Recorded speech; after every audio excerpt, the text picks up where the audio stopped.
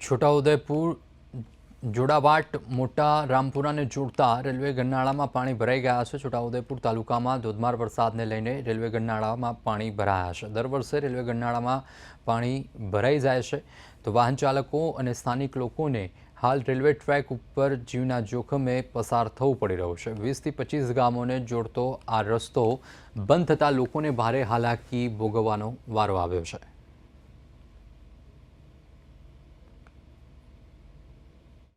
હાલમાં જે આપણે ઊભા છે જે રેલવે ગરનાળું છે એ છોટાઉદેપુરથી 30 કિલોમીટર જોડાવાટ ગામે આવેલું છે।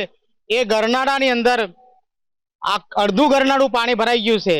આ ગરનાળાની અંદર 20 થી 25 ગામોના લોકો અહીંથી અવરજવર કરતા હોય છે। અહીં અવરજવર કરનારા લોકો સ્કૂલમાં ભણતા બાળકો, અભ્યાસ કરતા બાળકો તેમજ અહીંયાથી કોઈ પણ છોટાઉદેપુર તરફ જે બજાર તરફ જવા વાળા માણસો હોય છે, જીવન જરૂરિયાત ચીજ વસ્તુ લેવા માટે જવાનું હોય છે, અન્ય બજારના કામો માટે અહીંથી લોકો પસાર થતા હોય છે। દરેક બાબતે અહીંયાથી નીકળવા આ મેન અમારો રસ્તો છે।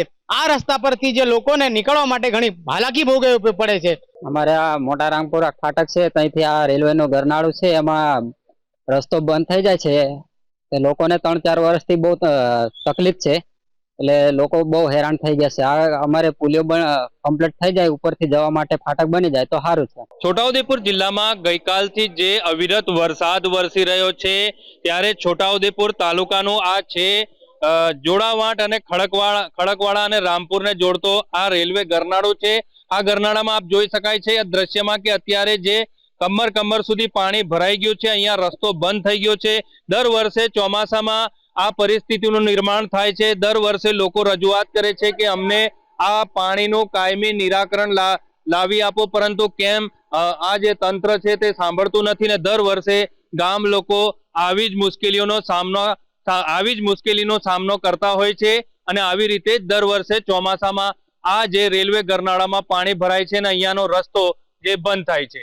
હાલ તો તંત્ર ખરેખર આના ઉપર ધ્યાન આપે ને જે કાયમી આનું નિરાકરણ લાવે તેવી લોકો માંગ કરી રહ્યા છે। રફીક મકરાણી, પ્રદેશ 24 ન્યૂઝ ગુજરાતી, છોટાઉદેપુર।